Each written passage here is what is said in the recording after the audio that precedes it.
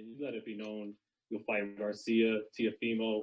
What do you think of a potential unification with Devin Haney? As right now, we want to enjoy it.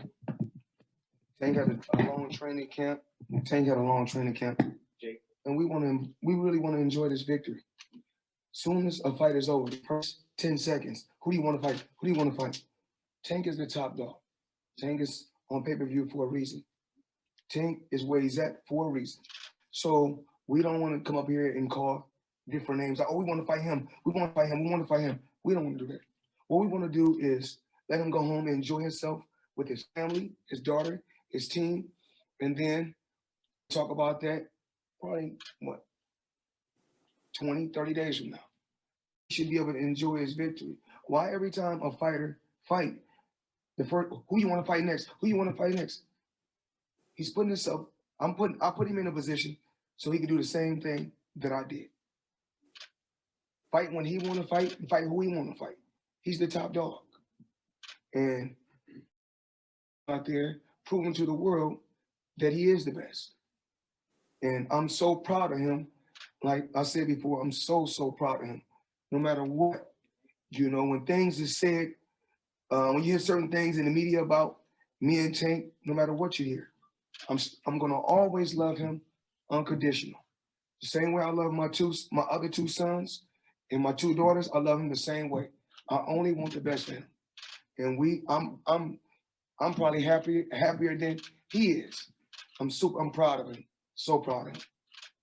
And I didn't come on to the other side as far as to become a promoter to not share what I had that what I lived before. I'm glad that it's him. I'm glad that it's him now. He deserved it. And I'm, like I said before, and I'm not going to stop saying I'm so happy for him. Let's hear from Carlos Toro. Carlos, if you unmute, you can go ahead. Congratulations, Gervonta, on the win. Do you physically feel better fighting at 130 pounds right now than you did when you were fighting at 130 pounds a couple of years ago? I think that I feel strong at 130. I think this is my natural weight. It's just up to me to stay in the gym and stay fit. I'll be a full-time athlete instead of just part-time. So I definitely feel good at 130. But it's a good opportunity at 135. I'm champion at 135, so we can make it happen at 135.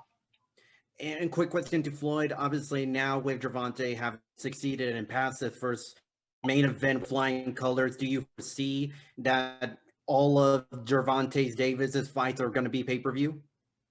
What we have to do is just we'll talk about it Monday with my team.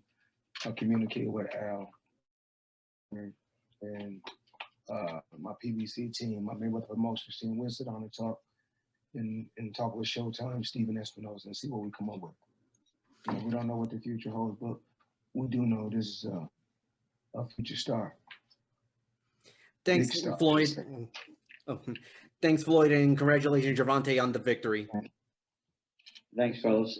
We just got information that Leo Santa Cruz won't be with us. He was taken to the hospital for precautionary reasons. He was conscious, nothing emergency, but he was taken for some observation. Announced attendance tonight in the Alamodome was 9,024. 9,024 announced attendance. We'll go to our next question from Jeremy Herrages. Jeremy with fansided.com. Gervonta, congratulations on an excellent performance. I know that Floyd gave you a lot of advice about your first pay-per-view. I'm curious, how did the reality of this moment, this event, live up to the expectation? What were you feeling in this momentous event? Just leading up to it, I'm appreciative. I'm happy to be in this position.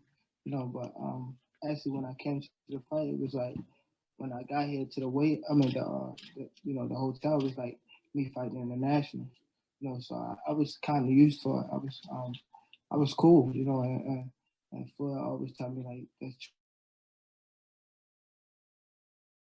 treat this like a regular day in the gym, just regular gym work. You know, if I could have drove my own car, like I would have drove my own car here, you know, so I could actually feel like I'm going to the gym. So I think that's what make me, me calm to come into the fight like it's just a regular gym work, and let it play out.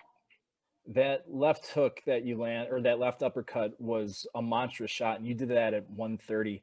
Do you feel a significant strength benefit when you fight at 135? I feel strong at both. I feel strong at 135 and 130. And it's actually what punch I hit you. It's not just uppercut. I knock Pedraza out with a hook. I knock Campbell out with an uppercut. And, just whatever punch I land. That's how I'm feeling. Well, it's paying off, and it looked excellent. Congratulations again. Take the next question from Richard Garcia. Richard, if you unmute, you can go ahead. Yes, thank you. Congratulations on the impressive victory and the spectacular knockout. I have a question for both Davis and Floyd. Tank, we'll start with you. You said you're going to take maybe about a week off, jump back into the gym. What is the end of the year and going into 2021 look like for you? So from your perspective, how would you map out 2021? For me, as of right now, me just get back in the gym, stand in shape, make sure I'm running. As far as fights, I can't really say right now. It's up to my team. I think I have one of the best. I do have one of the best teams in boxing. So I let them deal with outside the ring stuff, and I just go back to the drawing board and train harder. Then I train for this fight. I do my part and let them do their part.